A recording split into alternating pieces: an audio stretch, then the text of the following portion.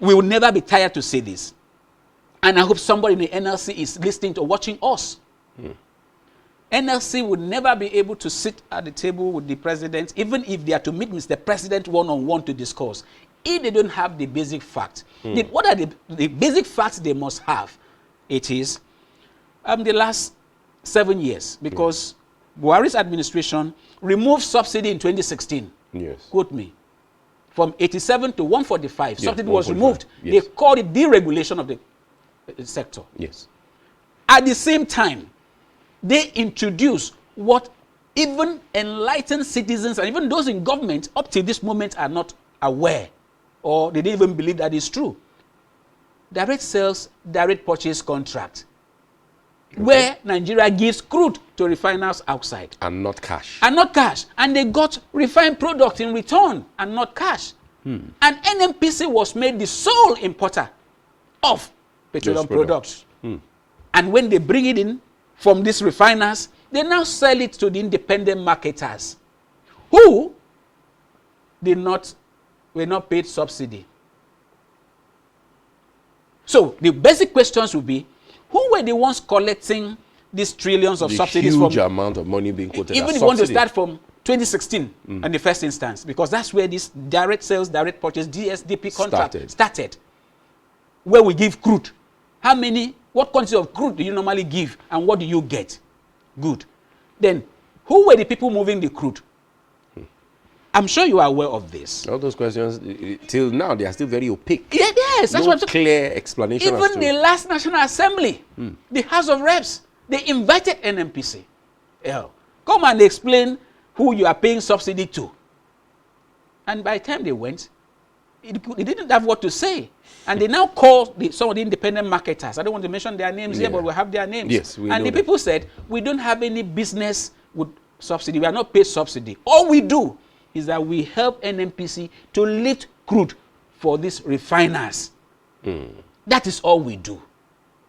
So, who have been, the first four weeks, His Excellency, or the government of Bola Ahmed Tinubu said that they have been able to save 400 billion in 4 weeks. Who were the people collecting these monies from NNPC and CBN? That's why I thank Mr. President for setting up bring an investigator. But we had already, sorry to interrupt you, we had already had another stretch of arguments that they said they saved 400 billion didn't even mean that the monies were available in the first place. No. And that was shocking. Those are stories for the gullible. Those are stories. There were serious arguments by pundits that are supposed to be like the spokespersons or experts. It does not matter at all. You don't take such for anything. You don't take such for anything. I'm sure you are aware that from about 2021, between 2020 and 2021, to 2022 especially, that NNPC stopped remitting money to the federal account for sharing. Because they said all the money has gone into subsidy. Some regions declared zero. They even declared deficits after payment of salaries. So I remember. We don't. NNPC you don't listen. NNPC Kaduna.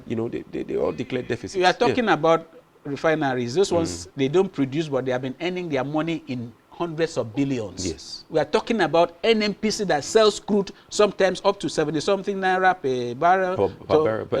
Even more. Dollars per barrel. Dollars per barrel. Even more. Then no money to share.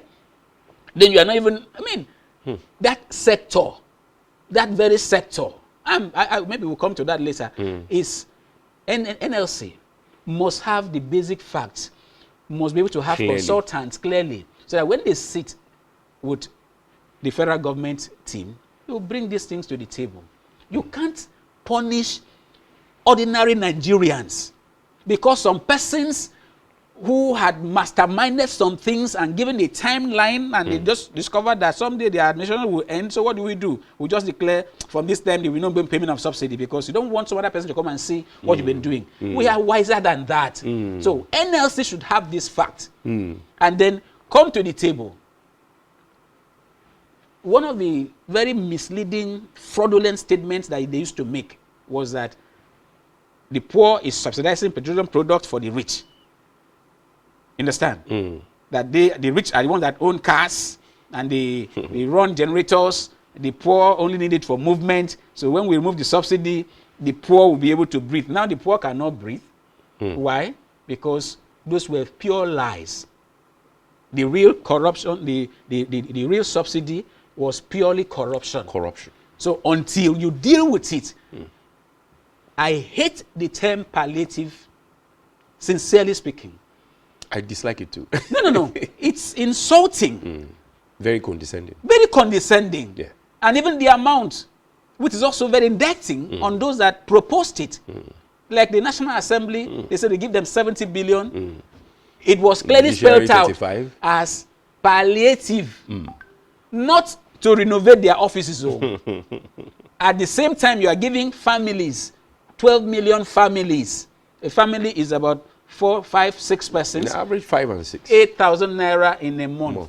To do what? And then you are giving less than 500 persons or 600 persons in the National Assembly, more than even 70 billion. Yeah. And then you are giving, how many people are there in the NJC Commission? 35 billion. You are giving FCT 10 billion. Whosoever thought of that is living in the past. A new Nigeria was born on the 25th of February. I keep saying so, and I believe it. No matter who's on the saddle, it can never be business as usual.